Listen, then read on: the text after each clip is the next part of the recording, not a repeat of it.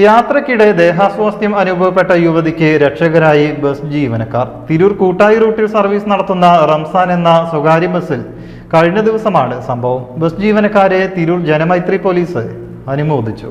തിരൂർ കൂട്ടായി റൂട്ടിൽ സർവീസ് നടത്തുന്ന റംസാൻ എന്ന സ്വകാര്യ ബസ്സിൽ കഴിഞ്ഞ ദിവസമാണ് സംഭവം. യാത്ര ചെയ്യുന്നതിനിടെ താനൂർ സ്വദേശിയായ യുവതിക്ക് ദേഹാസ്വാസ്ഥ്യം അനുഭവപ്പെടുകയായിരുന്നു. യുവതിയുടെ നില മോശമാവുന്നതറിഞ്ഞ ബസ് ജീവനക്കാർ ഉടൻ ബസ് തിരൂർ ശിഹാബ് തങ്ങൾ ആശുപത്രിയിലേക്ക് തിരിച്ചുവിടുകയായിരുന്നു. തുടർന്ന് ആശുപത്രിയിൽ അടിയന്തര ചികിത്സ ലഭിച്ചതോടെ യുവതിയുടെ ആരോഗ്യനില മെച്ചപ്പെട്ടു. ബസ് ജീവനക്കാരായ അഫ്സൽ, യൂനിസ്, ബാബു എന്നിവരുടെ സമയോചിതമായ ഇടപെടലാണ് യുവതിക്ക് രക്ഷയായത്. മാതൃകാ പ്രവർത്തനം നടത്തിയ മൂവരെയും തിരൂർ ജനമൈത്രി പോലീസ് ആദരിച്ചു.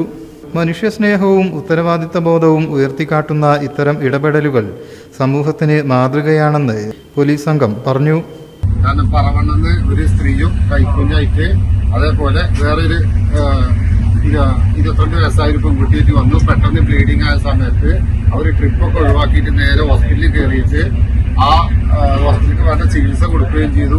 കൂടാതെ അതിനെക്കാട്ടി ഏറ്റവും നല്ല പ്രവൃത്തി അവരെ കൂടെ ആണുങ്ങളില്ലാത്തതുകൊണ്ട് ഈ ബസ്സിലെ കണ്ടക്ടറാണ് ഡ്രൈവറെ ഏൽപ്പിച്ചത് ബൈസ്റ്റാൻഡറായിട്ട് വൈകുന്നേരം അവിടെ നിന്നത്.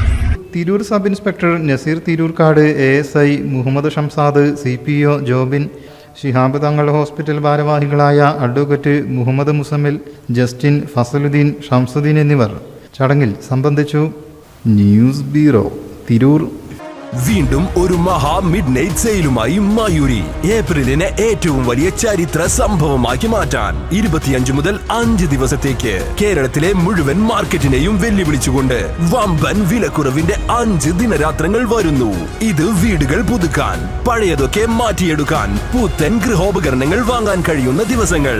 Furniture, electronics, digital and home appliances ഉപകരണങ്ങൾ വേറെ ആര് തരും ഈ വിലക്കുറവ്?